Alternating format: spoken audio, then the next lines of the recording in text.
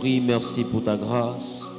Prends contrôle et fais-nous du bien. Au nom de Jésus, quelqu'un peut dire Amen bien. Donne une offrande d'acclamation à Jésus.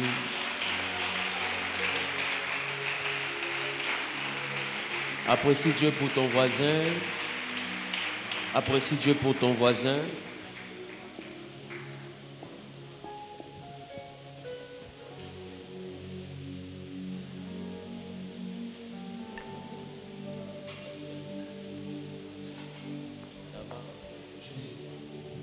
Tu vas saisir ton offrande et tu vas venir semer pour remercier Dieu pour ce moment d'adoration et de louange. Prends ton offrande. Prends ton offrande et viens semer. Dieu vous bénisse.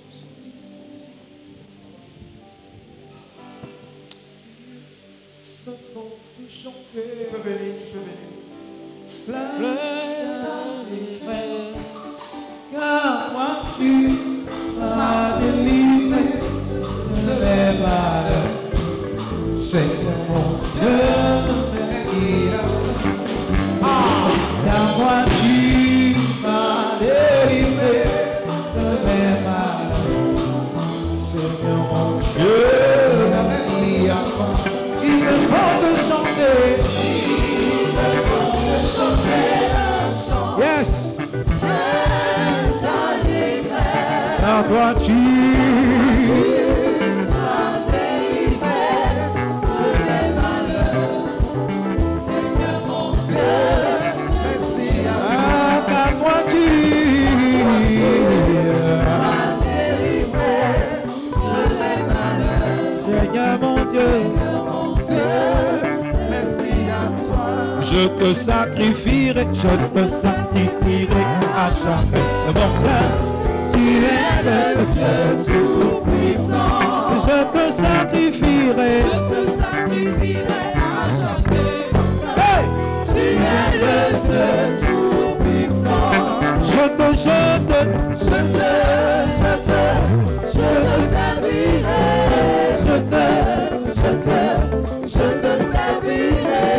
Je te sacrifierai à jamais mon cœur. Tu es le Dieu tout-puissant. Ainsi, devant son nom, tel je viens en sacrifice, livré dans mon sauveur. Jésus, le grand libérateur, le grand libérateur. Ainsi, devant son côté, je viens en sacrifice, livré mon être sauveur. Jésus, mon grand libérateur.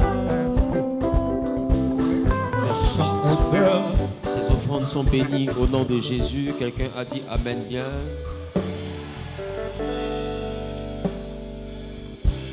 Bien-aimés, nous allons prendre nos Bibles dans le livre d'Ésaïe, chapitre 9.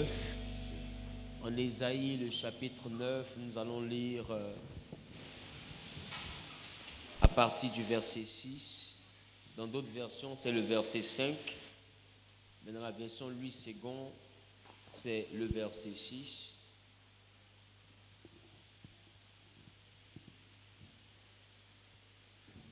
Je lis la parole de Dieu. On se tient debout pour honorer la parole de Dieu. Ésaïe, le chapitre 6, le chapitre 9, à partir du verset 6. Oui. Donnez à l'empire de l'accroissement et une paix sans fin au trône de David et à son royaume.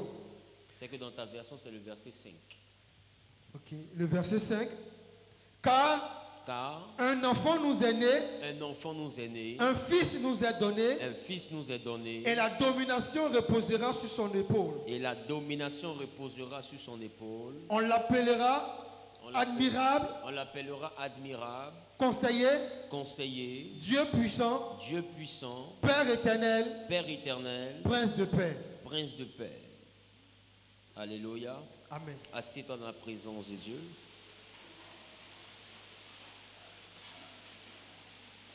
Bien-aimé, reçois mes salutations au nom de Jésus. Dieu a mis à cœur que nous puissions avoir ce moment de partage en cette semaine afin réellement de parler d'un élément très important qu'on appelle la domination. Quelqu'un dit la domination.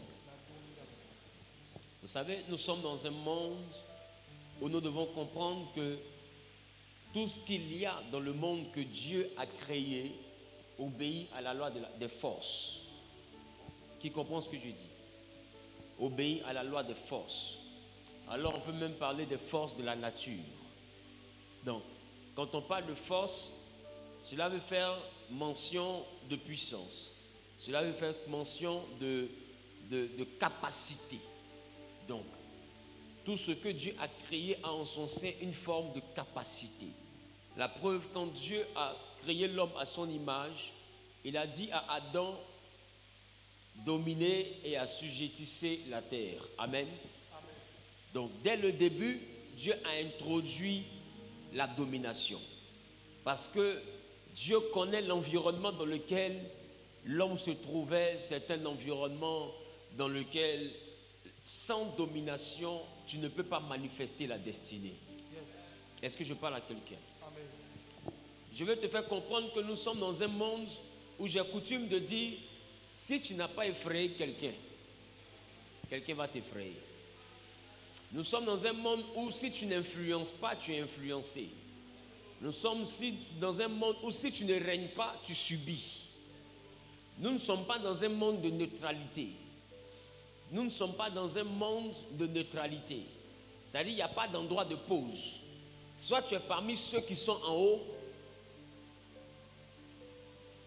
ou tu es parmi ceux qui sont en bas. Or, la Bible nous dit que notre Dieu ordonne que nous soyons puissants. Alors, ma question, c'est de chercher à savoir, notre puissance se manifeste comment? Parce que ce n'est pas la puissance que nous pouvons dominer. N'est-ce pas? C'est que par le moyen de la puissance que nous avons que nous pouvons dominer. La preuve, si deux personnes sont en train de se battre, celui qui va prendre le dessus, c'est lui qui domine. Mais pour prendre le dessus, il te faut avoir de la puissance. Qui comprend ce que je dis? Pour prendre le dessus dans une bataille, il te faut de la puissance. Et même le Seigneur Jésus va dire à ses disciples, malgré qu'il les ait enseignés pendant 3 ans et demi, il va leur dire, ne vous éloignez pas de Jérusalem, car vous recevrez une puissance. Il dit, le Saint-Esprit survenant sur vous, et vous serez mes témoins. Ça veut dire que Jésus lui-même est conscient que sans puissance, point de témoignage. Il dit à ton voisin, sans puissance, point de témoignage. Maintenant, l'interrogation est celle-ci. Dans quel monde Jésus, étant conscient d'une sagesse qui vient de Dieu, parce qu'il est la parole de Dieu faite chair, dans quel monde il nous laisse pour que lui-même il dise que sans puissance, nous ne pouvons pas témoigner? Ça veut dire que nous sommes dans un monde où il y a des forces visibles comme invisibles, qui si nous ne devenons pas puissants, si nous ne montons pas dans la dimension de la puissance, il nous sera impossible, dis à ton voisin, il te sera impossible de témoigner. Donc aujourd'hui, nous devons être des témoins et chacun ici cherche un témoignage. Il est bien de dire Amen sur le témoignage de quelqu'un d'autre. Telle personne vient te dire non, moi j'étais ici, voici comment c'était. Ton pasteur même prêche, il te donne son témoignage. Tu as le témoignage d'une sœur. Écoute, le témoignage de quelqu'un t'édifie. Mais ton propre témoignage te donne de l'assurance. Yes. Tu comprends mieux la chose de Dieu quand c'est toi-même qui es victime du bonheur que Dieu procure. Qui comprend ce que je suis en train de dire? La Bible dans le livre de Psaume, chapitre 68, le verset 26. Psaume 68, le verset 26. Psaume 68, verset 26. En tête vont les chanteurs, puis ceux qui jouent des instruments au milieu des jeunes filles battant du tambourin. Psaume 68, le verset 28. Là sont Benjamin, le plus jeune, qui domine sur eux, Les chefs de Juda et leurs troupes. Oui. Les chefs de Zabulon. Oui. Les chefs de Nephtali. Oui. Ton Dieu ordonne que tu sois puissant. Regarde ton voisin, dis voisin. Ton Dieu. Ah. Qui a compris? Dis voisin, ton Dieu. Dis voisin, ton Dieu. Ton Dieu ordonne. Ton Dieu ordonne. Ton Dieu ordonne. Ton Dieu ordonne. Que tu sois puissant. Que tu sois puissant. Est-ce que quelqu'un comprend cela? Est-ce que quelqu'un comprend cela? La Bible dit ton Dieu ordonne. Lorsque quelqu'un ordonne, c'est qu'il donne un ordre. Maintenant, ma question. Ton Dieu ordonne que tu sois puissant, mais pourquoi malgré l'ordre de ton Dieu, toi tu es impuissant? Et je vais te dire, ce n'est pas la puissance seulement que Dieu a ordonné. Dieu ordonne aussi à la bénédiction. C'est pas ça?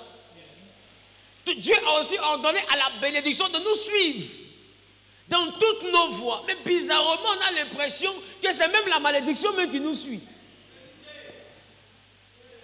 Parce que la Bible dit, la bénédiction de l'Éternel, c'est elle qui enrichit. Donc la conséquence de la bénédiction, c'est la richesse. Non, on ne voit pas la bénédiction, mais on la ressent par la capacité à voir ta vie bouger. Donc, si ta vie ne bouge pas, c'est qu'il n'y a pas bénédiction.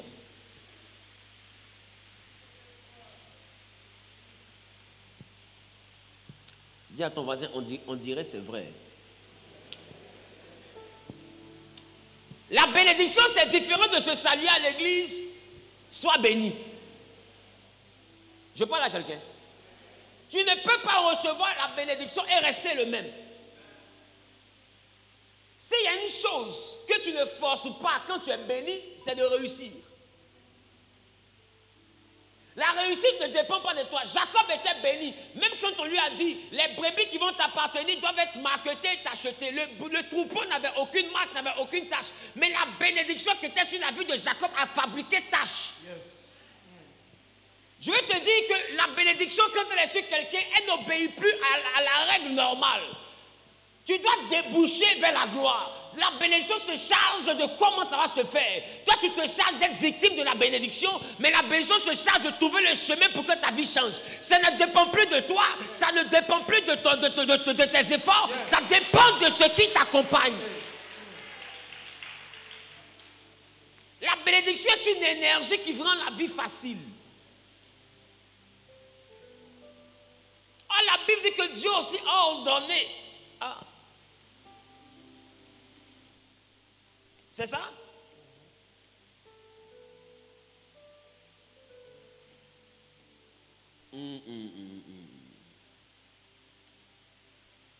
Dis à ton voisin, on ordonne que tu sois puissant. Pourquoi tu es impuissant? Dis voisin, ton affaire n'est pas claire. Dis voisin, ton affaire n'est pas claire. Donc, la Bible dit dans le livre de Psaume, de Deutéronome 28, le verset 8, il dit, ton Dieu ordonnera la bénédiction de te suivre. Yes. Maintenant, nous, on est comment et puis bénédiction ne nous suit pas.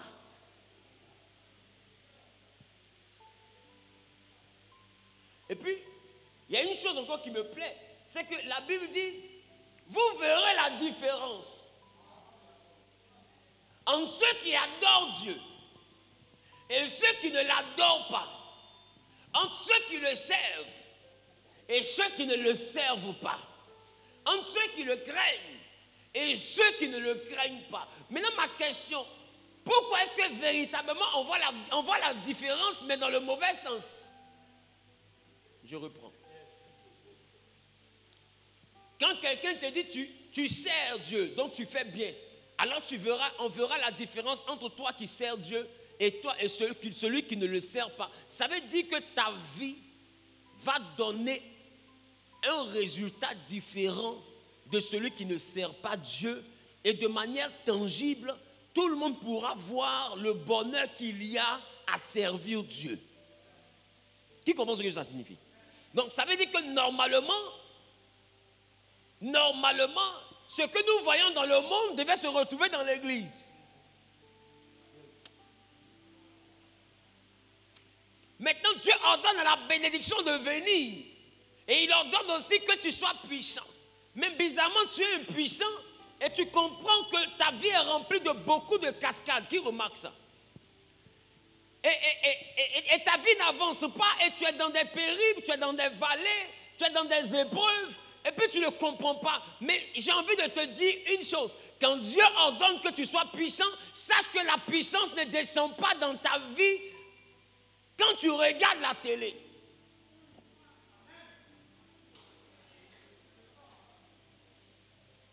Et j'ai envie de choquer quelqu'un. La puissance ne vient pas dans ta vie quand tu pries.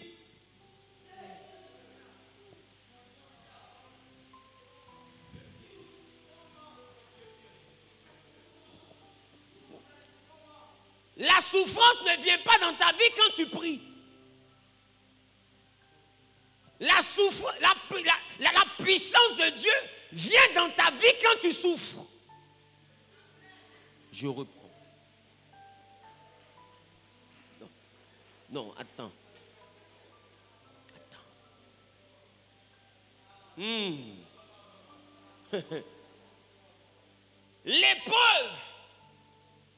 L'épreuve a pour but de te rendre puissant. C'est pourquoi prends le temps, remarque. Tous ceux qui avec Dieu ont connu le sommet ont tous eu une histoire de souffrance. Si tu vois quelqu'un avec Dieu qui est au sommet, qui n'a jamais souffert, c'est que sa puissance ne vient pas de Dieu. Parce que la puissance de Dieu, on l'obtient dans le rejet, on l'obtient dans l'abandon, on l'obtient dans la trahison, on l'obtient dans le rejet, on l'obtient dans la méchanceté, on l'obtient dans les calomnies, on l'obtient dans l'abandon, on l'obtient dans la traîtrise. On l'obtient dans le deuil. C'est dans la douleur que Dieu nous rend forts. J'ai envie de poser une question à quelqu'un qui a connu Tyson. Grand boxeur, c'est ça, non? Maintenant, dis-moi, c'était un boxeur puissant, n'est-ce pas? Maintenant, dis-moi, est-ce que sa puissance, là, il a reçu sa puissance en dormant? Il a reçu sa puissance dans la souffrance. Si tu regardes son entraînement, tu comprendras que c'est au travers de la souffrance que cet homme est devenu puissant. On n'obtient la puissance que dans la souffrance.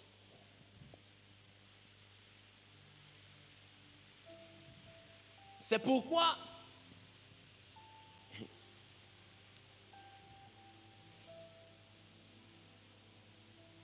tu comprends que toutes les difficultés que tu vis là, de fois toi-même tu te souhaites la mort, mais la mort même ne souhaite pas te voir. Parce que ce que tu traverses n'est pas à la mort. Ce que tu traverses, ça ne va pas te tuer. D'ailleurs, ce n'est même pas venu pour te tuer. Ce n'est pas venu pour te détruire, c'est venu pour te construire. Quand on forme une brique, cette brique-là devient solide lorsqu'on la cuit au feu. Les briques de terre au village, quand tu finis de former, il faut que la brique-là soit chauffée pour qu'elle puisse se solidifier. L'épreuve du feu te rend fort.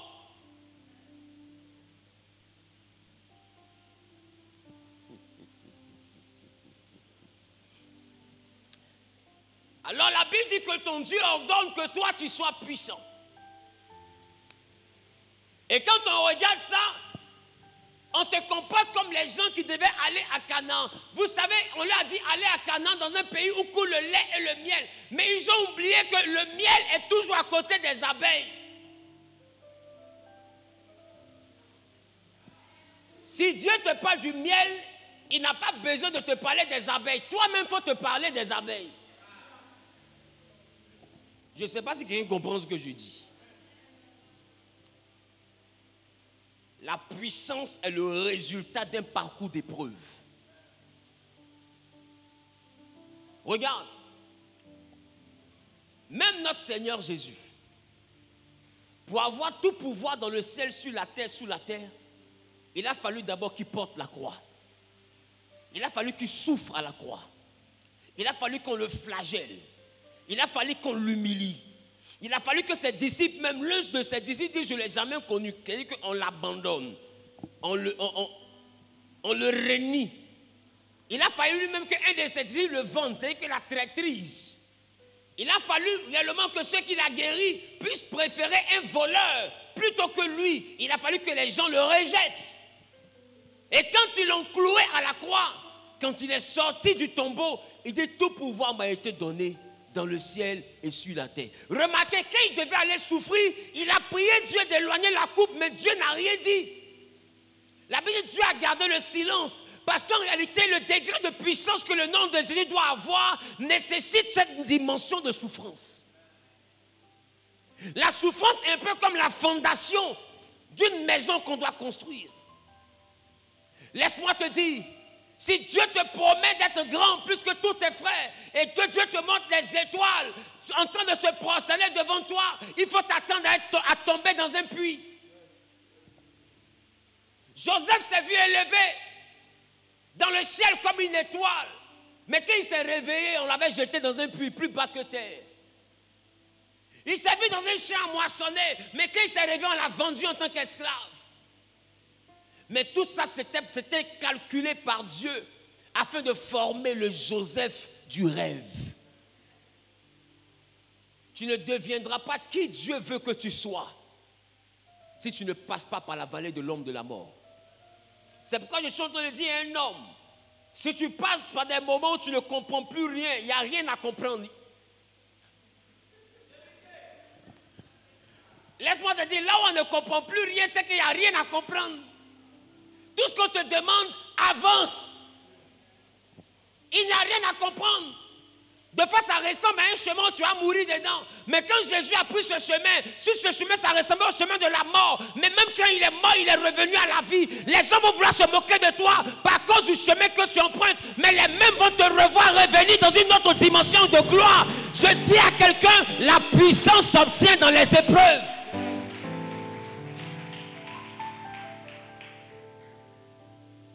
La Bible qui a reconnu le bras de l'Éternel. Et Ésaïe continue pour dire, il n'avait rien pour attirer nos regards. Il n'avait rien pour nous plaire. Semblable à celui dont on détourne. Ah! Quand quelqu'un ne peut pas être regardé, c'est que cette personne est dans une dimension. Dans une dimension.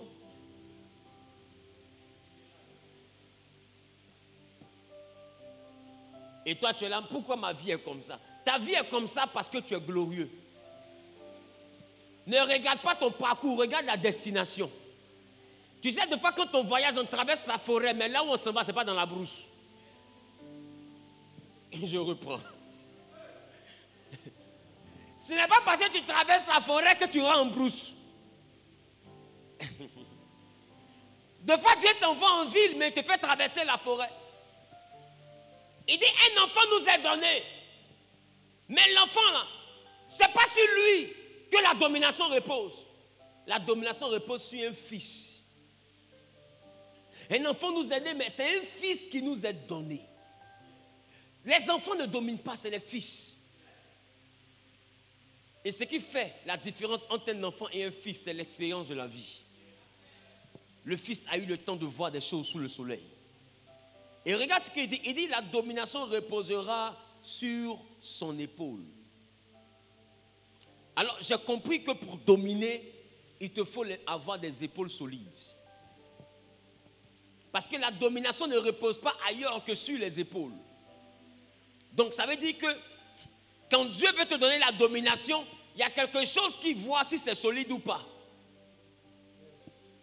C'est quoi? Je reprends. La domination repose sur l'épaule.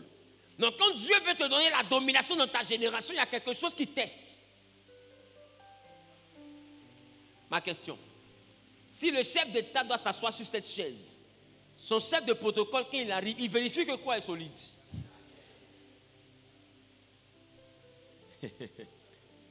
Donc si la gloire de Dieu doit reposer sur quelqu'un, et il dit la domination repose sur l'épaule, Alors il doit vérifier que quoi est solide. Alors qu'il a voulu que Jésus ait le nom au-dessus de tout nom, c'est qu'il a vérifié. Ils ont mis la croix où?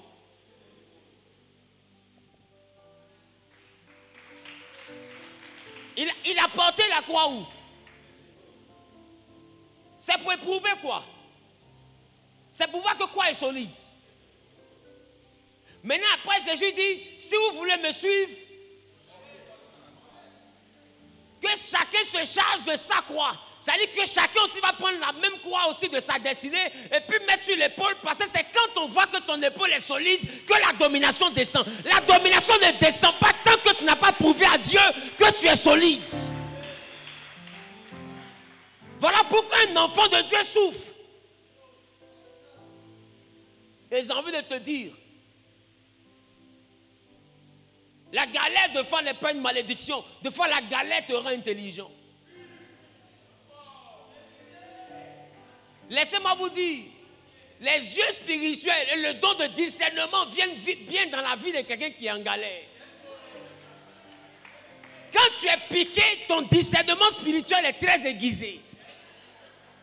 Parce que là, tu comprends que lui, là, il ne te respecte pas. Tu comprends que lui, là, ce n'est pas ton ami. Tu comprends que lui, là, il faisait semblant. Tu comprends que lui, là, c'est ton argent, il cherchait. Tu comprends que celle-là, elle aime l'argent. Tu comprends que même celle qui te dit, chérie, bébé, tu l'appelles, elle ne décroche plus.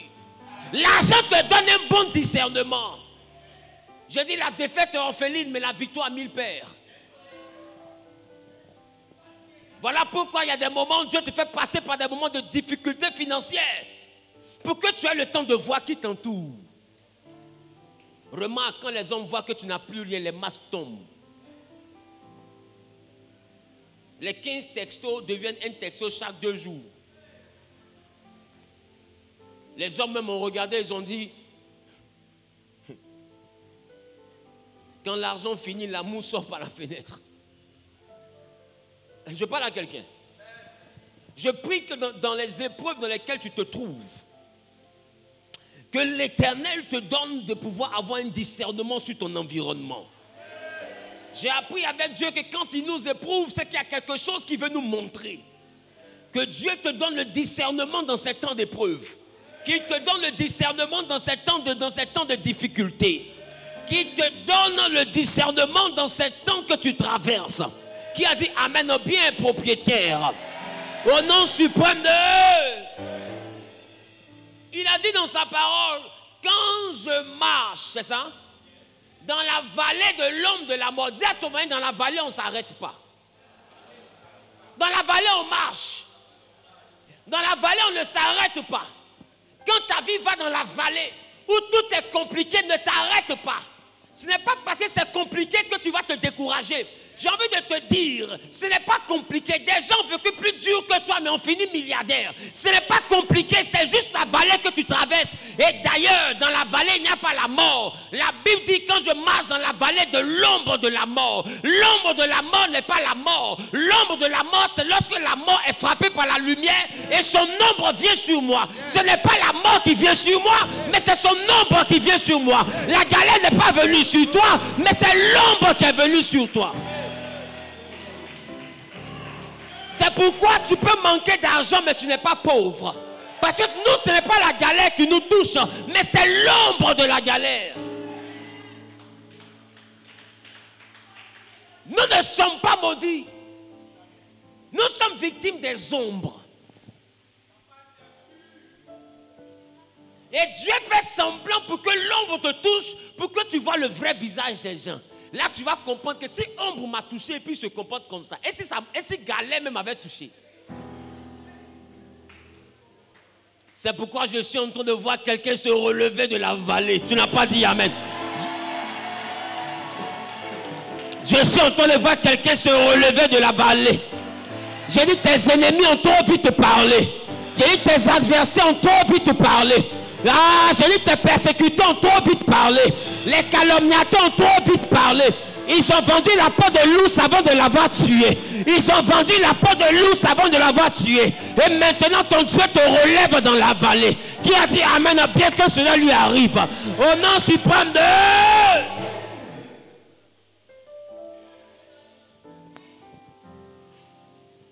Il dit la domination reposera sur son épaule. Alléluia. Amen. Alléluia. Amen. Dites-moi la domination. La domination. Et bizarrement, quand on poursuit, il dit, ce fils-là, on l'appellera admirable. Or, quand je regarde admirable, l'hébreu qui traduit admirable parle de pélé, ce qui signifie prodige. Quand tu passes le test de la souffrance, on t'appelle prodige. Admirable, pélé, ça signifie aussi miracle. Tu sais, tu deviens le miracle lorsque personne n'a cru que toi tu pouvais te relever. Non, quelqu'un n'a pas compris. Il dit ton nom sera miracle. Ça veut dire que Dieu n'a pas fait miracle. Hein? Toi-même. Non, quelqu'un n'a pas compris. Il dit ton nom sera admirable, pélé, ce qui signifie miracle. Ça veut dire qu'il y a des moments où Dieu te fait passer dans la vallée. Les gens parient que c'est fini. Des fois, tu es passé par la maladie. Les gens jurent que c'est fini, elle est morte. Des fois, tu passes par des situations, on pense que tu ne vas plus travailler. On se dit que tu ne vas même pas pouvoir réussir. On se dit que toi, ta vie s'est arrêtée comme ça. Mais quand Dieu se lève, les ennemis qui avaient juré, ils vont t'appeler miracle dans cette nation. Ils vont t'appeler miracle dans ta famille. Quelqu'un n'a pas dit Amen, ça me dérange. Quelqu'un n'a pas dit Amen, ça me dérange. On t'appellera miracle. Regarde ton voisin, dis voisin. Dis voisin, on t'appellera miracle. Dis voisin, on t'appellera miracle. Car c'est toi le miracle financier de la maison de ton père. C'est toi le miracle matrimonial de la maison de ta mère. C'est toi le miracle en termes d'enfantement. Là où les hommes ont dit que c'était impossible, le Dieu d'Abraham, d'Isaac et de Jacob rendra la situation possible. Qui a dit Amen en faisant un pas en avant. Que l'Éternel le propulse en avant. Au nom suprême de... Dis à ton voisin, mon nom sera miracle. Tu sais, ton nom est miracle. Lorsque les gens ont gâté ton nom, pour eux, c'est fini pour lui. Parce qu'ils ont détruit son nom. Moi, je suis sûr qu'il y a des gens qui me regardent, ils n'arrivent plus à dormir. Parce que j'ai vu des gens faire des campagnes pour que Zawi s'éteigne. Mais ils ont remarqué une chose. Ils ont parlé. Et puis là où ils m'ont enterré, Jésus m'a déterré. J'ai dit, les gens vont t'appeler miracle. Les gens vont t'appeler miracle. Qui a dit Amen, le bien est propriétaire? Qui a dit Amen, le fort est propriétaire? Au nom de...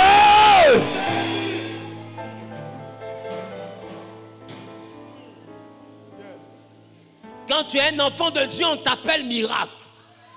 C'est pourquoi arrête de regarder ceux qui te calomnient au travail. Arrête de regarder ceux qui te persécutent dans la vie. Ne les regarde pas. Dans la vallée, on ne s'arrête pas pour regarder. Dans la vallée, on marche pour avancer. Les mêmes qui ont parlé, ils vont revenir se dédire. Eux-mêmes, ils vont t'appeler admirable. Tu sais ce qu'on appelle admirable? C'est quelque chose qui est digne d'admiration. C'est-à-dire que quand on regarde, on dit, mais comment elle a fait? Ta vie est digne d'admiration. On dit, elle ne va pas se marier, mais son mariage, on mange jusqu'à en faire emporter. Il a dit, c'est digne d'admiration. Quelqu'un a dit, c'est digne d'admiration. Tu sais à quel moment on t'admire? On t'admire quand tu es né dans un bas quartier comme Jésus. Mais quand tu finis dans le quartier là où réside le président de la République, alors ton parcours est digne d'admiration. J'annonce à quelqu'un que ta vie sera digne d'admiration. Je ne parle pas à tout le monde. Je parle à celui qui fait un pas en avant. Que Dieu te propulse en avant. Celui qui fait deux pas en avant. Que mon Dieu te propulse en avant. Et que ta vie soit digne d'admiration. Au nom de...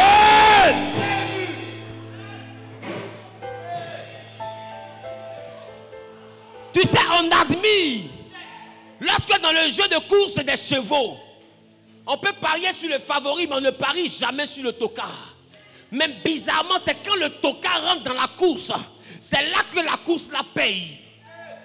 Parce que quand on voit un tocard, quelqu'un ici qui on n'a pas parié, on a dit ta petite soeur est plus intelligente que toi. On a dit toi tu es vieux depuis que tu es dans la maison. Mais toi ce qu'ils oublient, c'est que toi ta réussite sera spectaculaire. Toi ta réussite sera spectaculaire. Je ne parle pas à la personne qui est venue. Toi ta réussite sera spectaculaire.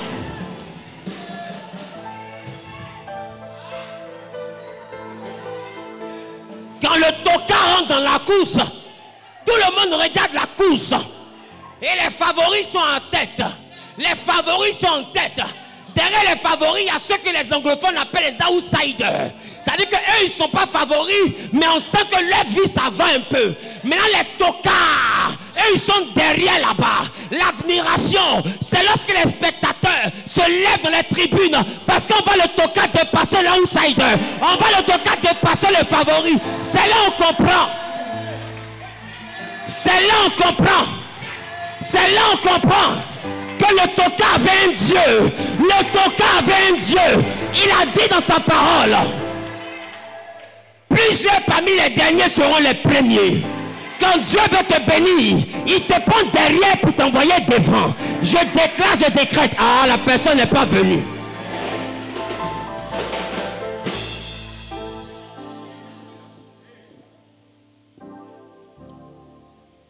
Mais il faut résister dans la vallée.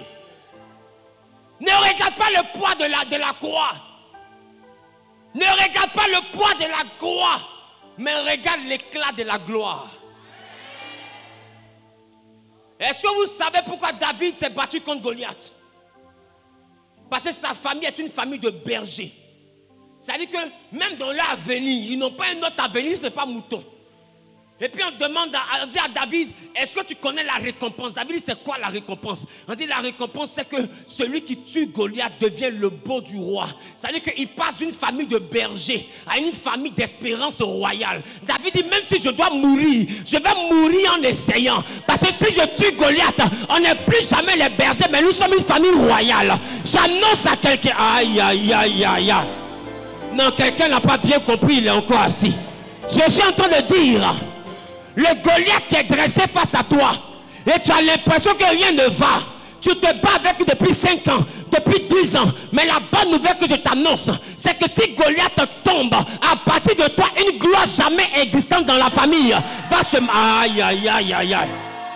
Quelqu'un dit, prophète, qu'est-ce que tu vois? Quelqu'un dit, prophète, qu'est-ce que tu vois? Quelqu'un dit, prophète, qu'est-ce que tu vois? Je suis en train de voir un homme qui envoie sa famille à un autre niveau.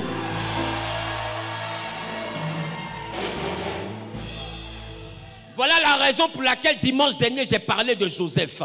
Parce que quand tu es le Joseph de la famille, c'est toi qui en rend esclave. Mais ce qu'ils oublient, c'est que c'est toi dans ton rêve, tout le monde est une étoile. Parce que quand toi tu réussis, tout le monde va réussir. Quand toi tu passes, tout le monde va passer. J'annonce à quelqu'un que tu es le Joseph de la maison de ton père. J'annonce à quelqu'un que tu es le Joseph de la maison de ta mère. Je dis, quand toi tu réussiras, tout le monde réussira. Quand toi tu rentreras, tout le monde rentrera. Tu as accès à l'inaccessible à partir de maintenant. Qui a dit amen, je reçois cette dimension. Au nom suprême de... Quelqu'un dit, c'est de moi il parle. Je pensais que quelqu'un allait dire à son voisin, voisin, regarde-moi bien. Voisin, regarde-moi bien. Voisin, regarde-moi bien. Ne regarde pas ma version d'aujourd'hui. Parce que je suis encore dans la vallée. Mais je n'habite pas dans la vallée. Je traverse la vallée. Est-ce que tu sais que cette causerie est prophétique? Quand je te dis parle à ton voisin, parle à ton voisin. Arrête de faire comme si tu fais malin. On ne fait pas malin quand on traverse la vallée. Je dis à quelqu'un, regarde ton voisin, dis voisin. Regarde-moi bien. Regarde-moi bien. Actuellement, c'est ma version vallée. Mais après ce passage, je reviendrai ici dans une classe G. Je reviendrai ici dans une Mercedes classe S. Je reviendrai ici. Je reviendrai ici. Je reviendrai ici. Là où on t'a humilié, c'est là-bas Dieu va te lever. Qui a dit amen bien. Et l'Éternel élève au nom de... Je pensais qu'un homme de destinée allait pousser le cri qui fait tomber le mur de Jéricho. Je pensais qu'un homme de destinée... Aïe, aïe, aïe, aïe, aïe.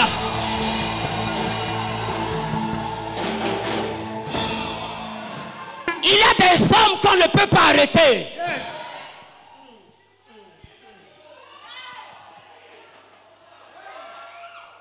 Je suis venu te donner une commission pour tes ennemis. Il faut que tu retournes à la maison et que tu regardes tes ennemis puis tu leur dis, Ce que vous avez fait jusqu'à aujourd'hui là, c'est petit. C'est petit. Vous ne pouvez pas m'arrêter. Vous ne pouvez pas m'arrêter. Je suis inarrêtable. Je suis inarrêtable.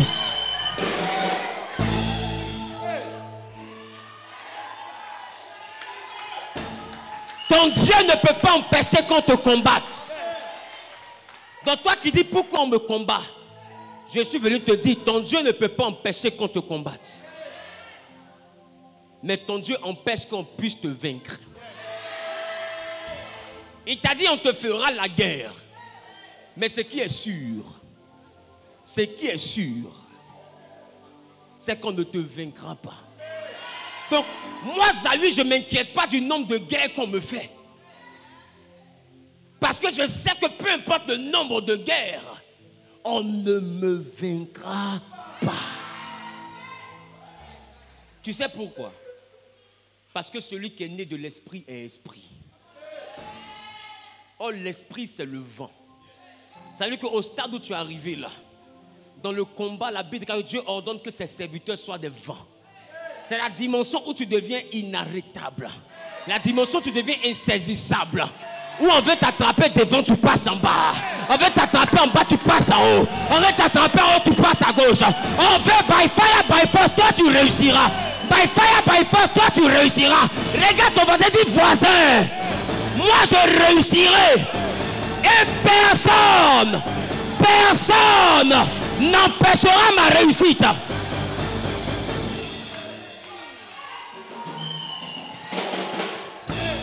Vous savez ce qui me plaît, c'est que dans notre famille, nous sommes comme des petits Christ. Oh, quand Siméon a vu Christ, Siméon a dit à Joseph et à Marie que cet enfant sera signe de contradiction. Est-ce que tu connais la contradiction? La contradiction, c'est la dimension où quelqu'un a dit une chose et puis se sent obligé de venir dire une autre chose. Dis, prophète, explique-moi. En Apocalypse, quand Satan a été jeté, Michel a dit, malheur à la terre et à la mer, car le diable est descendu vers vous, animé d'une grande colère. Ça, c'était quand il y avait la guerre au ciel. La bouche de Michel s'est moquée de nous. Mais quand Jésus est venu au monde, Michel et son armée sont descendus. Et les mêmes ont dit gloire à Dieu dans le ciel et paix sur la terre aux hommes qu'il aime. Là où ils avaient prophétisé le malheur, les mêmes sont venus prophétiser la paix. Je vais annoncer à quelqu'un, la même bouche qui t'a maudit, c'est la même bouche qui viendra te bénir. Les mêmes qui t'ont rejeté, c'est les mêmes qui viendront t'accueillir. Les mêmes qui t'ont humilié, c'est les mêmes qui vont te célébrer. Là où on t'a honné, c'est là-bas on va t'honorer. Qui a dit amen bien?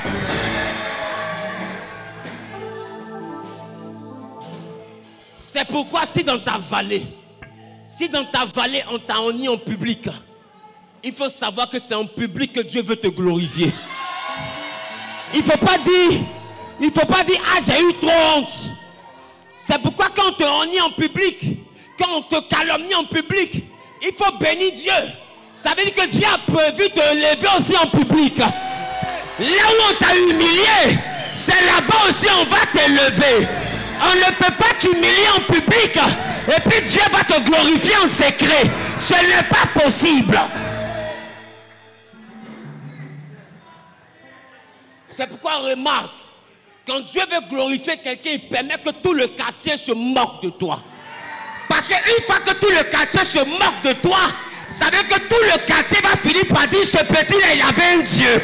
Tout le quartier va finir par rendre aïe, aïe, aïe, aïe, aïe, aïe, aïe.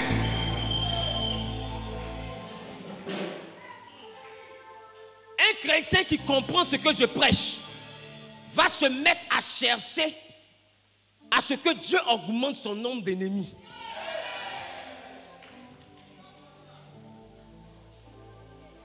Regarde, la Bible dit que Jésus a été souverainement rabaissé. C'est pas ça? Que Jésus a été souverainement rabaissé. Et la même Bible continue pour dire c'est pourquoi. Ça veut dire que souverainement rabaissé a été la raison de ce qui va se passer.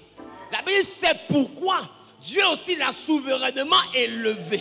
Donc ça veut dire que quand tu es rabaissé petit, c'est pourquoi aussi Dieu t'élève petit. Mais quand tu es rabaissé beaucoup, Dieu t'élève beaucoup. C'est pourquoi aïe aïe aïe aïe aïe aïe aïe aïe aïe aïe. Il y a des personnes qui sont ici qui ont été rabaissées avec ta mère. Tu as été rabaissé avec tes frères. Tes gens vous ont humiliés. Ils se sont moqués de vous. Je te dis, plus on t'humilie, plus ils sont nombreux, plus Dieu veut souverainement t'élever. Il ne faut pas prier pour avoir moins d'ennemis. Il faut laisser tes ennemis grandir. Moi j'ai dit, un homme sans ennemi n'a pas de destinée. Et j'ai envie de te dire, quand tu n'as pas beaucoup d'ennemis, ton tapis rouge n'est pas long. Dis prophète, explique-moi ça. Il a dit dans sa parole, assieds-toi à ma droite, jusqu'à ce que je fasse de tous tes ennemis ton marche-pied. Ça veut dire que le nombre d'ennemis équivaut à la distance de ta démarche dans la gloire et à la hauteur de ton élévation. S'ils sont 2, tu es élevé 2 fois.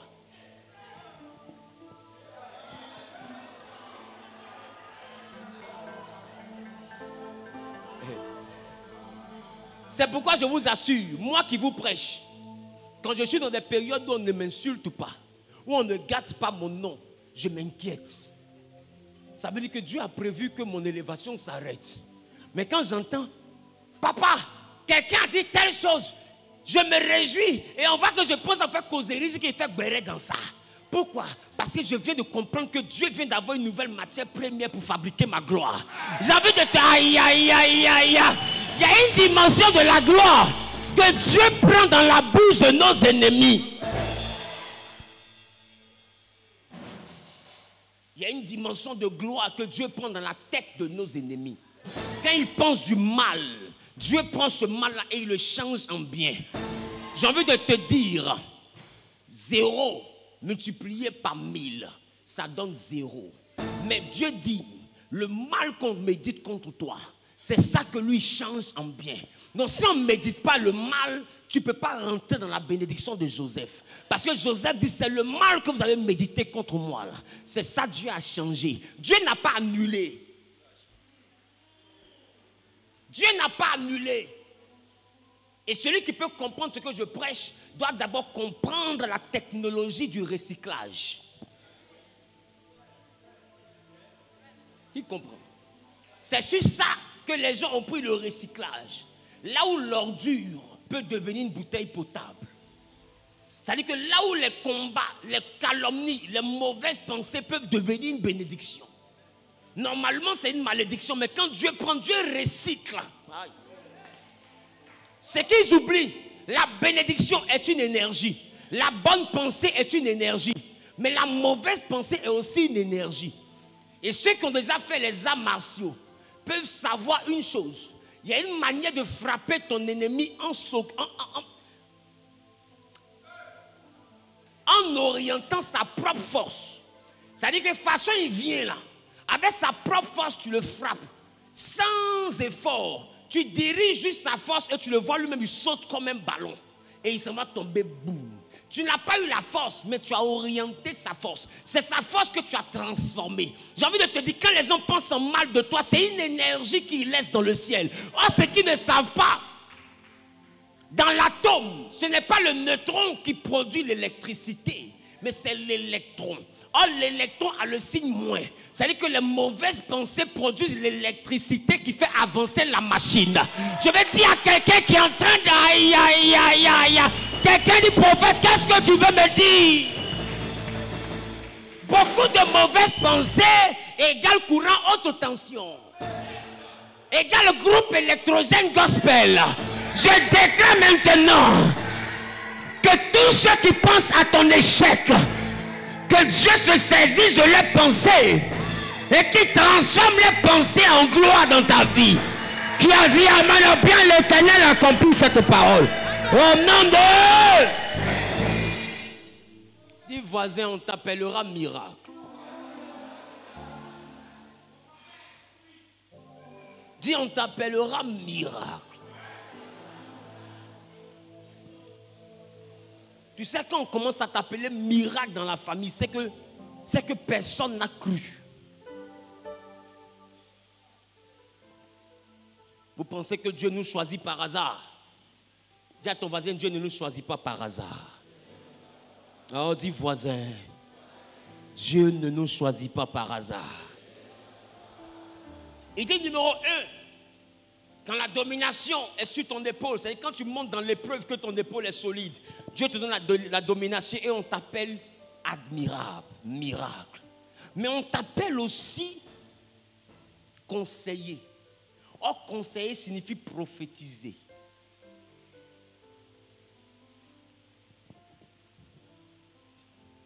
C'est la dimension où Dieu ne parle plus aux gens. Mais ta vie devient la prophétie. C'est-à-dire que ton élévation devient un message pour les gens. Je ne sais pas si quelqu'un comprend de quoi je parle. Ta bénédiction devient une prophétie pour les gens. C'est quand les gens regardent ton parcours, où tu étais et puis où tu es. Quand ils te regardent, c'est comme si Dieu leur parle. Dieu leur parle, c'est comme si dans leur tête, Dieu leur dit, si j'ai fait ça pour lui, je peux le faire aussi pour toi. C'est-à-dire que Dieu ne se fatigue plus pour parler. Il y a des moments dans la vie, quand Dieu t'élève, il ne se fatigue plus pour parler. La chose qu'il fait, c'est qu'il te montre à ceux qu'il doit élever. Il fait de toi un exemple. Donc quand on te voit, et puis il dit, tu as vu, c'est ce que je vais faire aussi pour toi. On n'a pas besoin d'expliquer quand il y a déjà la vie de quelqu'un qui explique.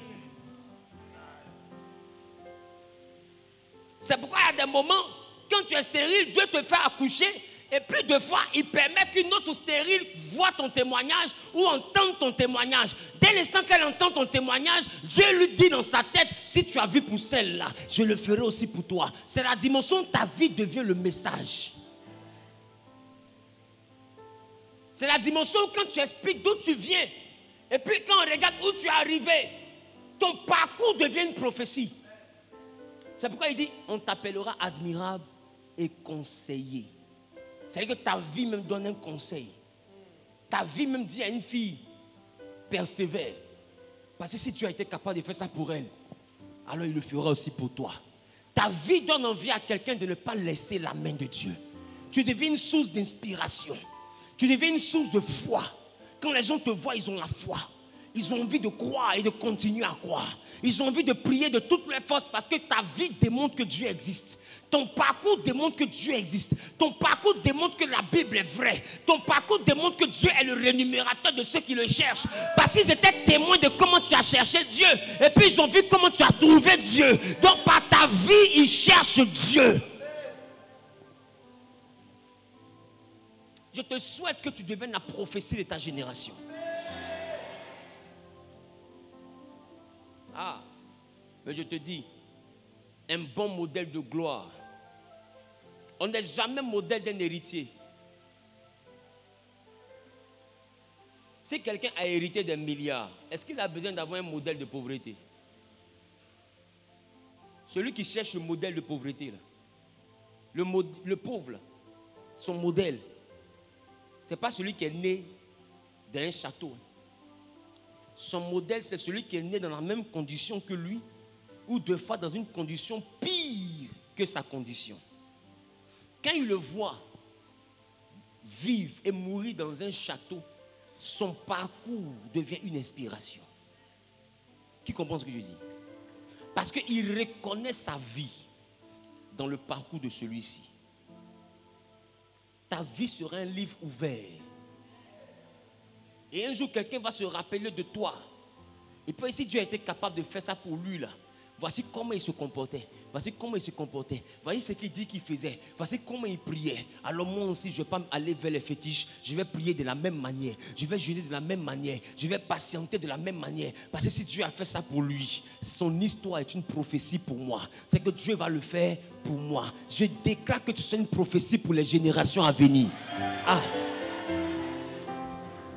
Tu sais, quand Dieu fait de toi une prophétie, c'est que tu deviens un modèle de réussite. Que Dieu fasse de toi une prophétie dans la maison de ton Père. Tu sais, quand tu as une prophétie dans la maison de ton père, tu n'as plus besoin de les évangéliser. Ta vie même les évangélise. Quand eux-mêmes ils regardent ta vie, chacun se demande, vient te poser la question, comment on fait pour suivre ton Dieu là? Parce que quand on regarde ton parcours, on est conscient que si ce n'est pas Dieu, toi, Toka là, tu ne peux pas rentrer dans la course. Mais aujourd'hui, toute la famille s'appuie sur toi. Toute la famille repose sur toi. Parce que Dieu veut démontrer sa gloire dans ta vie. Après ce programme, par ma parole prophétique, remplie de la capacité du Saint-Esprit, que Dieu fasse de quiconque entend le chant de ma voix une prophétie dans sa génération. Que Dieu fasse de toi une prophétie dans ta génération. Que Dieu fasse de toi un signe pour les générations à venir. Qui a dit Amen bien, propriétaire? Je déclare que ton parcours soit un conseil pour les autres. Que ta vie soit un livre pour les autres.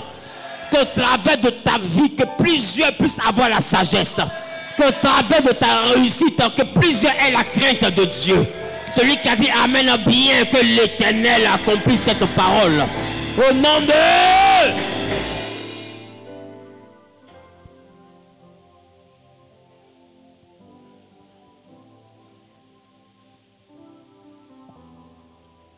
C'est pourquoi je veux dire quelque chose à quelqu'un.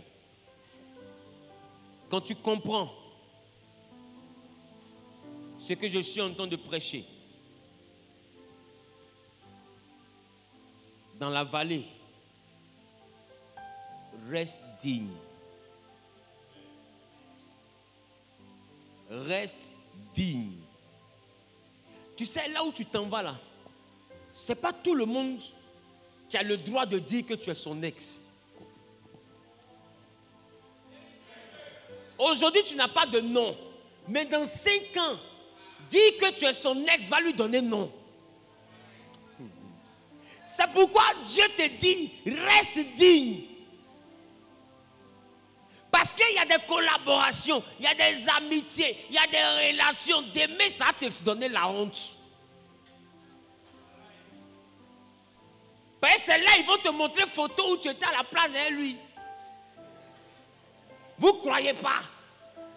On dit, toi, tu peux la connaître où? J'ai dit, je la connais. Tu ne crois pas? Voilà la photo. Maintenant, tu regardes l'étoile que Dieu a élevée. Là, la voici en bikini comme ça. Il a fait ça. Dis avec quoi? Ou au boulet. Dis, tu es gâteux. Reste digne. Quand tu sais que tu es un grand, là, tu te comportes pour préparer le temps de ta grandeur. Tu évites que demain, il y ait des choses compromettantes qui te rattrapent. Parce que tu crois en ta prophétie. Donc tu te comportes en fonction de ta destination. Il y a des choses dans lesquelles on ne te retrouve pas. Quand tu comprends la grandeur, ne vole pas quelqu'un. N'escorte pas quelqu'un. Reste dans ton coin, évite des histoires inutiles. Parce que tu vas loin.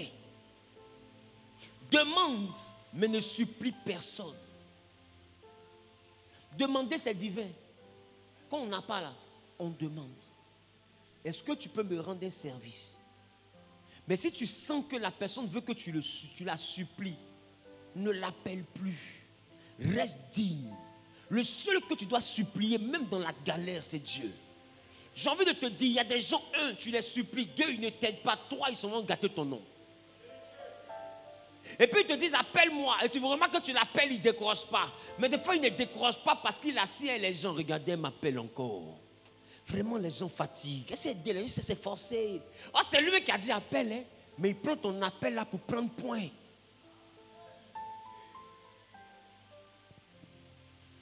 Et demain, ils vont te dire, toi tu parles, toi tu traînais ici pour qu'il te donne 10 000. Tu ne sauras pas répondre. Parce qu'en son temps, tu auras vendu ta dignité pour des miettes. Reste digne. Tu n'as rien, quelqu'un ne te considère pas, ne va pas chez lui. Lui, il dort dans villa. Mais tu ne sais pas que toi, tu es né pour les manoirs. Je ne te parle pas de villa. Je te dis, je ne te parle pas de villa.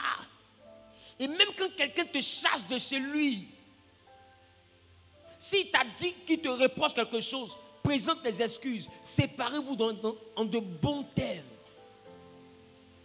Si tu demandes pardon qu'il ne veut pas, continue ton chemin. Même si tu as dormi dans la rue 2 nuits, dors dans la rue 2 nuits. Tout ça là, c'est ton livre que Dieu est en train d'écrire. Mais one day. Quelqu'un dit one day. Un jour. Ce n'est pas 2 jours. Il dit un jour. Quand tu vas montrer là où tu as dormi à quelqu'un, il va te dire tu plaisantes. C'est-à-dire que toi tu as souffert et puis tu expliques à tes enfants la souffrance et puis ils pensent que tu mens. Et puis maman elle aime trop ajouter dans les choses. Comme si c'est elle qui a inventé la souffrance. Oh, ce que tu dis là, c'est vrai. Mais les enfants ne connaissent pas ventilateur. Qui comprend ce que j'ai dit? Ils connaissent, c'est les enfants de Fréon, ils ne connaissent pas ventilateur. Donc quand tu leur expliques ventilateur, ils ne comprennent pas. Mais pourquoi ils ne comprennent pas? Parce que maman a déjà traversé la vallée. Elle est arrivée à Canaan. Je veux dire à quelqu'un, reste digne. La femme de Potiphar s'est dit, comme elle est femme de quelqu'un qui a l'argent, elle peut manipuler Joseph pour aller avec lui. L'enfant préférait laisser son habit pour sauver sa dignité. Et il a fui. Elle a menti, ils l'ont jeté en prison. Mais moi, ça me plaît. Parce que même quand on le jetait en prison, je n'ai pas vu Joseph envoyer une commission à Potiphar pour aller dire, allez-y lui dire que je suis innocent. Je n'ai pas vu ça. Joseph est resté dans la prison digne. Il est devenu prisonnier, il a assumé sa prison. Mais one day, je veux maintenant qu'avec moi, que tu fermes légèrement les yeux. Et que tu imagines Joseph qui est sorti de la prison en train de causer avec Pharaon. Et Pharaon annonce à Joseph qu'il n'est pas premier ministre, il est Pharaon par intérim. Et que tous les généraux d'Égypte doivent être à la cérémonie où on annonce que Joseph est Pharaon par intérim. Ferme les yeux, imagine les généraux viennent avec leurs femmes. C'est le couple parce que c'est un dîner. On annonce un nouveau pharaon qui va régner pendant 14 ans. Et Potiphar vient aussi avec sa femme. Et ce jour-là, quand on annonce l'entrée du nouveau pharaon par intérim, la femme de Potiphar voit Joseph sur qui elle avait menti. Imagine un peu la scène. Toi-même, tu as vu, tu as commencé à sourire, non? Et il n'est pas général. Il est le patron de son mari. C'est-à-dire que maintenant, Joseph dit Potiphar, et puis Potiphar fait garde à vous. Et la femme de Potiphar à côté, regarde comment elle est devenue pygmée devant Joseph. Imagine comment son nez est devenu peint. Regarde comment son nez est devenu plat ce jour-là à la fête. Maintenant, ouvre les yeux. C'est ce que Dieu va faire pour toi. C'est pourquoi reste digne. Il y a des gens qui ne doivent pas dire à quelqu'un qu'ils ont descendu ton caleçon, ma soeur. Il ne faut pas faire ça parce que tu n'es pas n'importe qui. Tu ne sais pas qui tu es. Tu vas leur donner non pour rien. Mon frère, tout le monde n'est pas digne d'être ton ex. Reste digne. Des groupes où on ne connaît pas ta valeur, ne marche pas avec eux. Des groupes où on pense que si tu n'as rien, tu n'es rien, ne marche pas avec eux. Parce que le temps vient, quand Dieu va te bénir, c'est eux qui vont vouloir marcher avec toi. Non, je reprends. C'est pourquoi il dit admirable, parce que tu dois être source d'admiration. On admire quelqu'un qui ne se dévalue pas. La pauvreté n'est pas la gale. La pauvreté n'est pas la gale. Donc reste digne. Je connais des gens qui ont eu 2 pantalons que Dieu a rendus milliardaires. Il a fait pour eux. C'est qu'il va le faire pour toi. Je dis, toi, reste digne. Aujourd'hui, ton avis balance. Ce n'est pas grave. Tu es en train de grandir en puissance. La domination est en train de venir. Ça vient par les épreuves. Mais quand tu triomphes des épreuves, c'est une gloire sans pareille qui t'attend. je te dis, ton élévation va faire honte à quelqu'un. C'est que quelqu'un va te regarder comme ça, puis tu es grand jusqu'à toi-même tu as honte. Je parle à quelqu'un. Et ça, je ne parle pas de ton niveau scolaire. La Bible ne parle jamais en fonction du niveau scolaire. Donc quand je parle d'élévation, il ne faut pas dire, ça c'est pour ceux qui sont allés loin à l'école. Je ne sais pas quel diplôme Abraham avait. Parce qu'au temps d'Abraham, il n'y avait pas l'école. Mais il y avait l'élévation. Et au cas où tu ne sais pas, il y a des gens qui ne savent pas lire, mais qui embauchent ceux qui ont maîtrise pour travailler pour eux. Quand Dieu décide de te bénir, il ne regarde pas ton niveau scolaire. Quand Dieu dit je te donne, ça veut dire que tu es servante. Et puis de servante là, il te rend milliardaire. C'est possible. Donc il ne faut pas te disqualifier toi-même pour dire non, c'est qu'il est en train de dire là, moi je suis là, je cherche l'argent pour vendre fruits. Il faut élever ton niveau de compréhension. Si Dieu a permis que tu viennes ici, c'est parce que ce message-là te concerne. Si ça ne te concerne pas, tu ne peux pas trouver la route pour venir.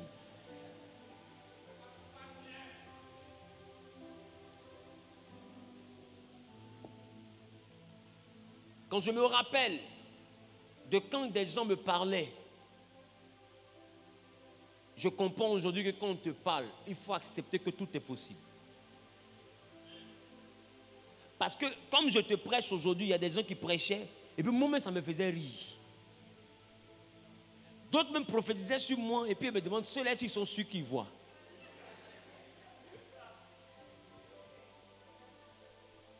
Si le jour où Dieu fait grâce et qu'il m'oriente pour aller faire un programme au Bénin, je vais aller voir un prophète qu'on appelle Éric Envo du Bénin. J'ai revu sa page Facebook dernièrement. Il est encore en vie, il est au Bénin. Il était venu dans l'église où on dit Jésus Bénin. Vous vous rappelez de cette église que je vous donne tous les jours? L'église qui était en paille, qui était penchée à Numambo, au quartier Djebidje. Et le prophète Éric Envo était l'un des premiers à m'annoncer mon ministère prophétique. Je vous parle de 2003. 2002-2003. Et c'est lui qui a annoncé mon ministère prophétique. Le prophète Éric Envo m'a même annoncé que tu iras dans les pays francophones et les foules vont sortir. En étant 2002-2003. Quand je rentre au Congo et que je vois près de 2700 personnes assises en train d'acclamer Jésus. En 2002, on me disait je ne croyais pas. En 2023, la foule est là. Et quand je dis Amen, ils sont 2000 et quelques et ils répondent Amen. Or, quand ils me parlaient, je me voyais juste comme un petit enfant. Mais aujourd'hui, le Dieu qui annonce les prophéties n'est pas un homme pour mentir. Tu ne comprends pas en 2023, mais tu vas comprendre ça en 2030. Tu vas comprendre ça en 2027. Non, ne pense pas que je te raconte comment vous est mort, comment Guéhi a perdu le pouvoir. Ce n'est pas de ça que je te parle. Je te parle de comment Dieu va te bénir. Et je te parle de ce dont Dieu est capable. Si, quand je me rappelle en 2006-2007, comment nous prenions des tam-tams. C'est-à-dire, on n'a pas de transport pour aller évangéliser à Numambo, on est au 26e arrondissement, commissariat de Sans-Fil. Comment arriver à Numambo Saint-Pierre? On a 200 francs, on fait projection de films. Et c'était à l'époque 2005-2006. Ceux qui se rappellent, qui étaient chrétiens à cette époque, les gens faisaient les projections de films. Il y avait le film Ibo, les disques. Tu t'en loué le CD chez les Ibo là, et puis ils prennent ta pièce d'identité. Ils gardent, quand tu ramènes le CD, on te redonne ta pièce. Qui se rappelle de cette époque là? Et puis même, ils prennent même caution, toi, au cas où le CD est gratté. Et on prenait les CD de Yatin, les CD de Karachika, pour aller faire évangélisation. Voilà comment est-ce qu'on prenait la télévision pour aller faire évangélisation. On a 200. Donc on prend les 200, on donne à un frère.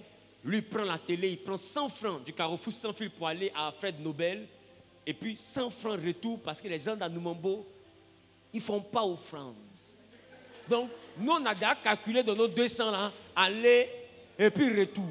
Maintenant nous on a attrapé DVD Un autre a attrapé Tam Tam. Et puis nous, on prend les couloirs pour aller à Numambo.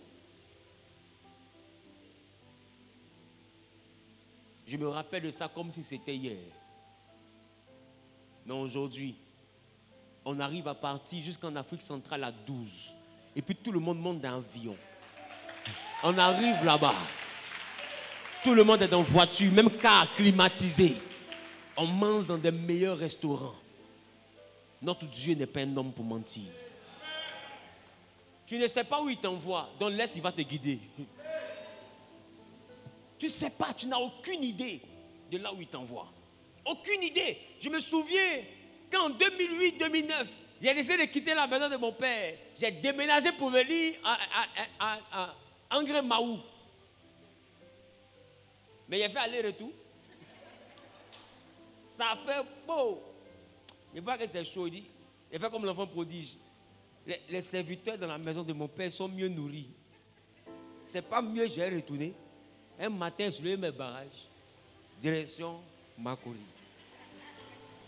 Maman me regarde, ah, tu es revenu. Et il avait ici là. Les gens rient. Les gens parlaient.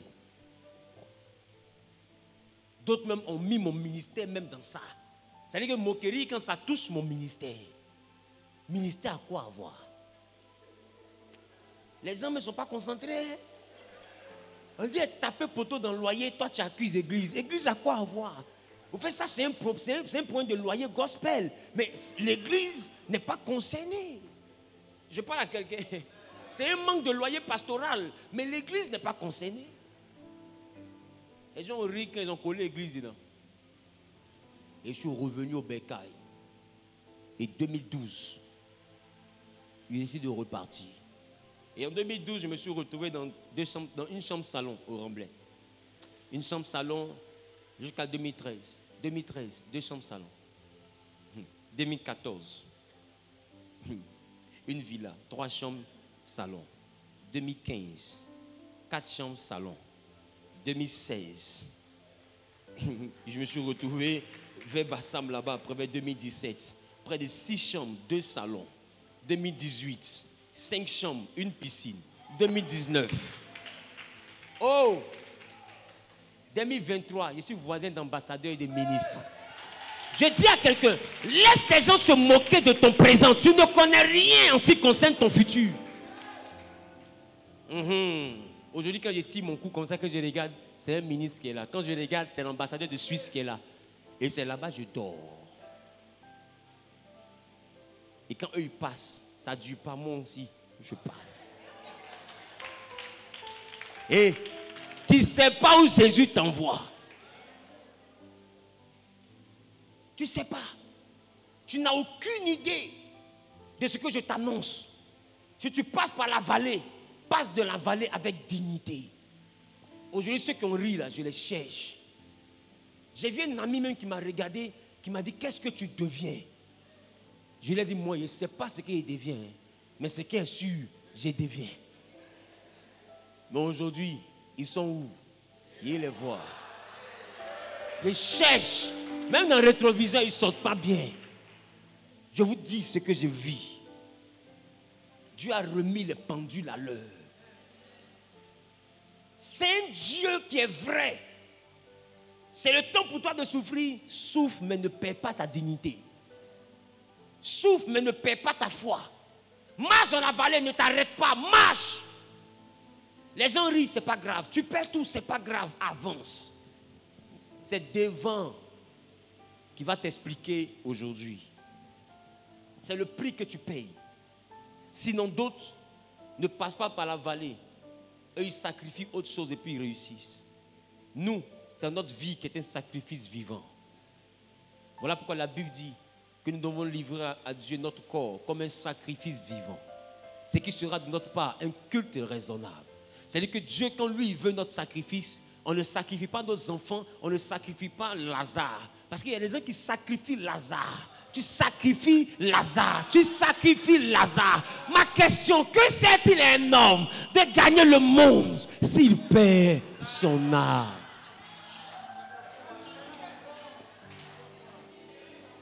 Toi, tu as sacrifié jusqu'à c'est Lazare. Tu vas prendre l'argent pour faire quoi? Bon, je ne sais pas. Des gens sont fous. D'autres sacrifient leur sommeil. Est-ce que c'est quand on est boss pour bien dormir? Quand on est boss, c'est pour se réveiller à midi. Quand il te réveille à midi, le repas est là. Mais toi, tu es boss et puis tu ne dors pas. Ta vie chauffe. Même ton boy dort. Et quand matin, ton gardien vient te dire, patron, j'ai rêvé. Même ton gardien a dormi. C'est-à-dire que même le gardien qui ne devait pas dormir a dormi. Et c'est toi qui surveilles la maison. Tu vas compter le nombre de souris qui passent. Tu vas voir qui est passé. Tu cherches chaud. Oui, alors, il n'y a pas plein là-bas. Ta vie chauffe comme ça. Tu as sommeil, tu bois café. Tu es comme ça. Et causons un peu. Même ta femme est fatiguée de ton médicament. Ton génie nous énerve. On a sommeil.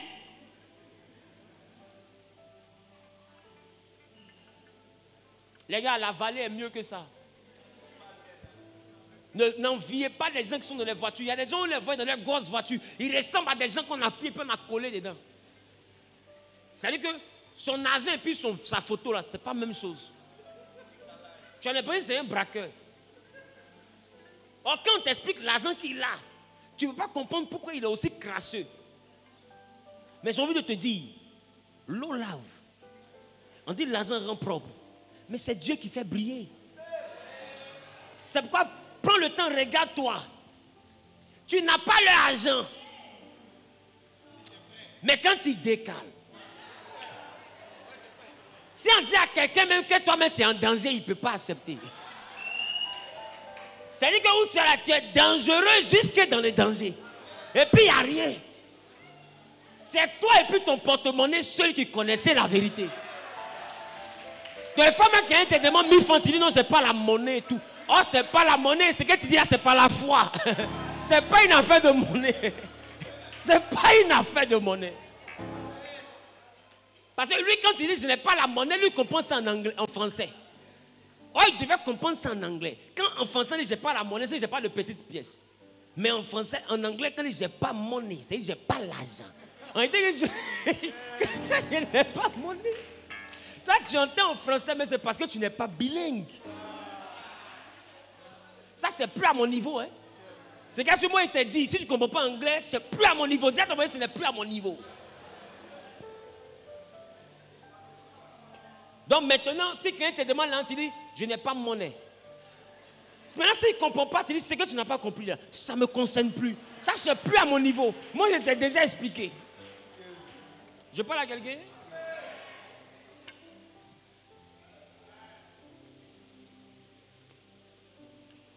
Retournez avec beaucoup plus de force et de courage. Je suis venu vous dire, si vous êtes dans des situations où tout est compliqué, ça n'a pas commencé chez vous.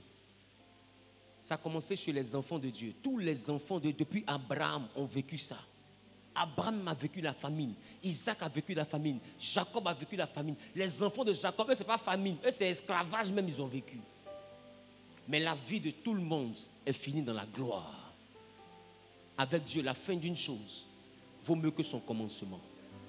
Ne suis pas tes amis dans les secrets, dans les baillards, dans les parfums bizarres, dans les choses bizarres. Dis à ton mari, ne les suis pas. Marche et garde ta dignité. Garde ta foi. Garde ton Dieu. Et même si un jour tu es tombé, relève-toi. C'est entre toi et Dieu. Ce n'est pas entre toi et puis le pasteur. Même moi, je n'ai pas autorité de te juger si tu tombes. J'ai autorité de t'exhorter, t'encourager. Parce qu'on marche vers une excellence, mais qui n'est pas humaine. C'est un standard qui est divin. Aucun homme ne peut réussir. Même si tu glisses, que tu tombes, relève-toi. Et puis avançons. Ne dis pas c'est trop dur. C'est dur, mais ce n'est pas impossible. Parce que ta famille compte sur toi. Tu payes le prix pour que les autres te voient comme étant l'admirable de leur génération. On va t'admirer. Ils vont te célébrer. Ils vont parler de toi comme si on parlait d'une légende. Parce qu'à partir de toi, Dieu va démontrer qu'il existe. Ta vie va authentifier que le pauvre peut devenir milliardaire. Ta vie va authentifier que le stérile peut engendrer. Ta vie va authentifier que le célibataire, peu importe son âge, peut se marier. Ta vie va authentifier que l'impossible est possible. ta vie va authentifier. Tiens-toi debout, lève la main droite.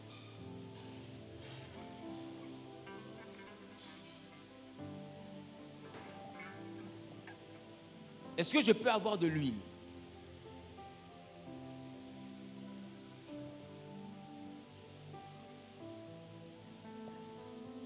Reste devant.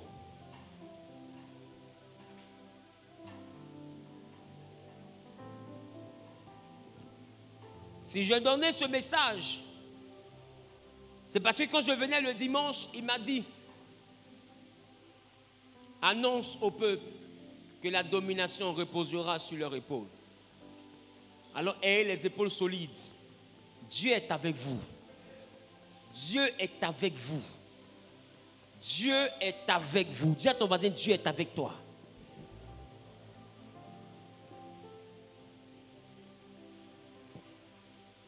Dis voisin, Dieu est avec toi. Qui passe par des moments d'épreuve.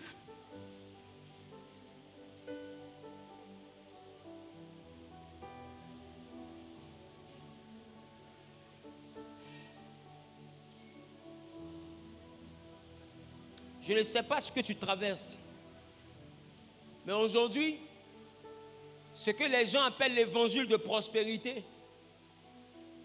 tellement les gens prêchent la prospérité, beaucoup de chrétiens n'ont plus le message de l'épreuve. Donc on se dit qu'en Jésus, tout doit briller.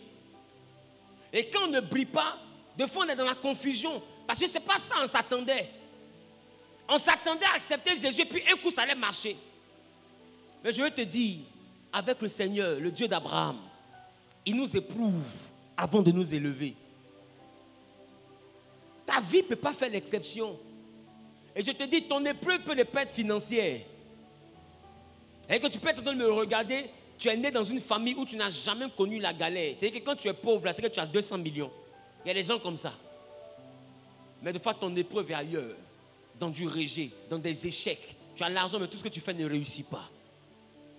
Tu es là, tu souffres parce que tu es persécuté, tu es incompris, tu es attaqué, tu es calomnié, tu ne comprends pas. C'est ça aussi ton épreuve.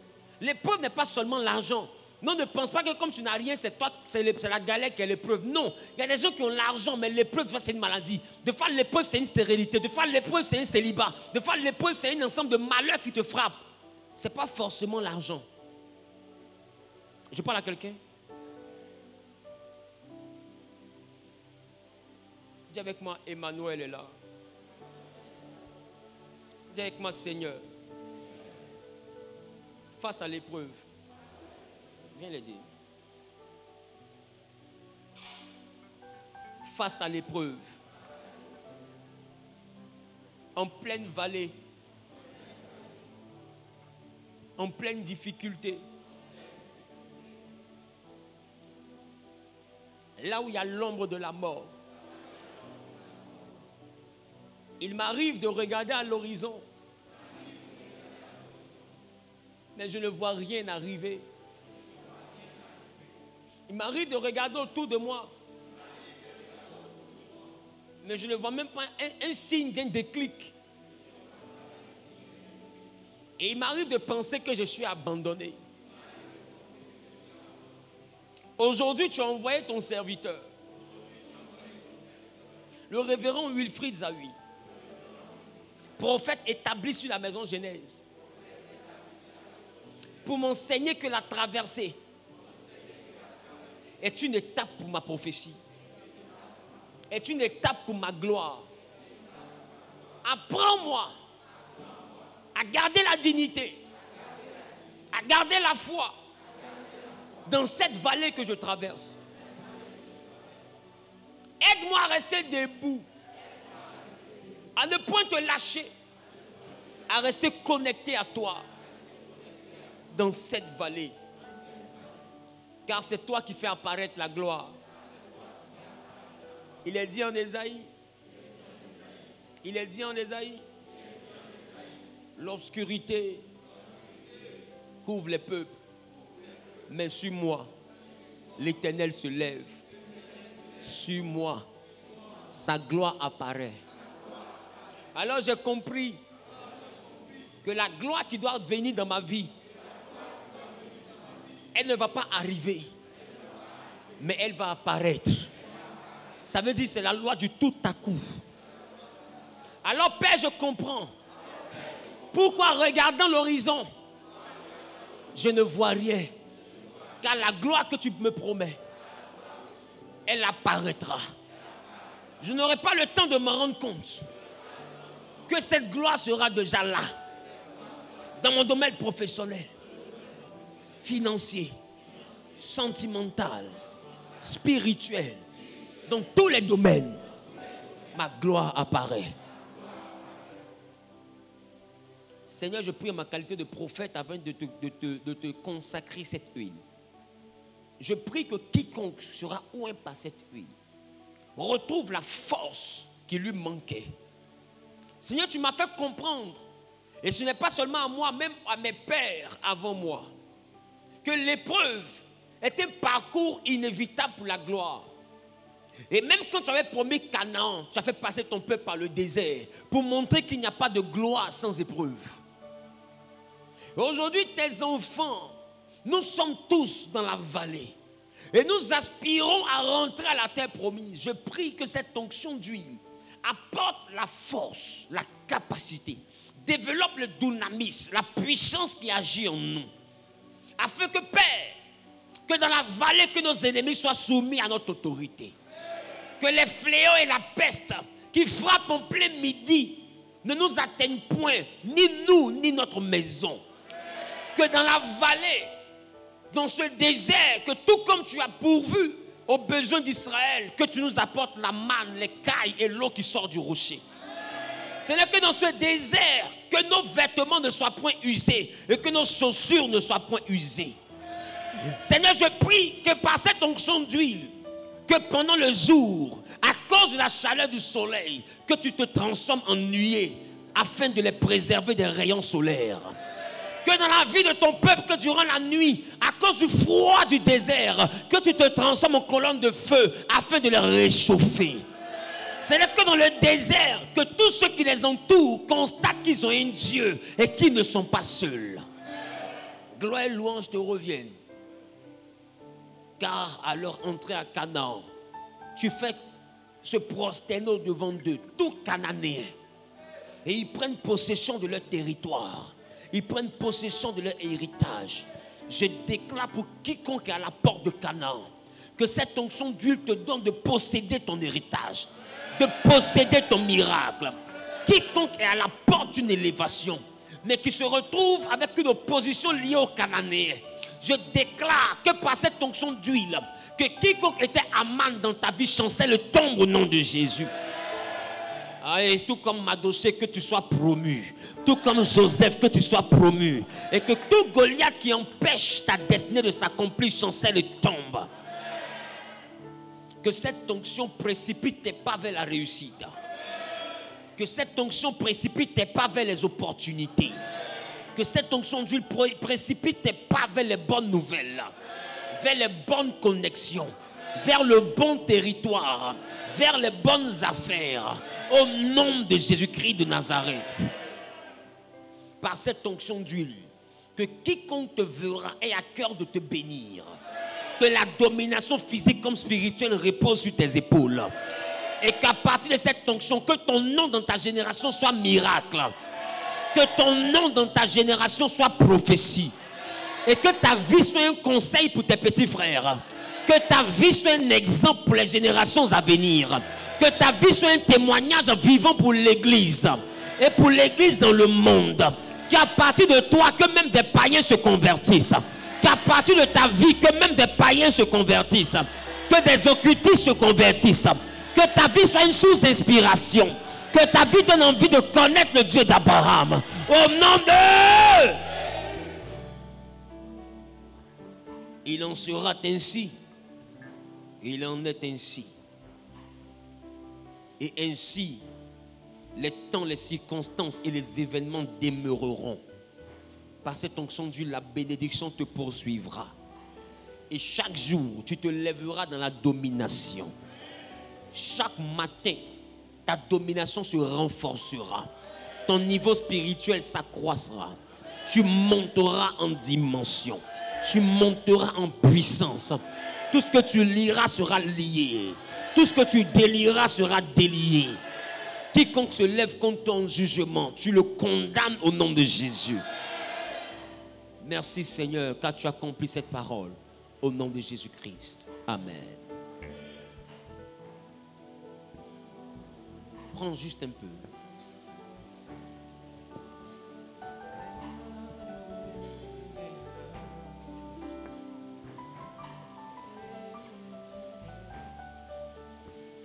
Emmanuel est là, ici, présent, avec moi. Emmanuel est là.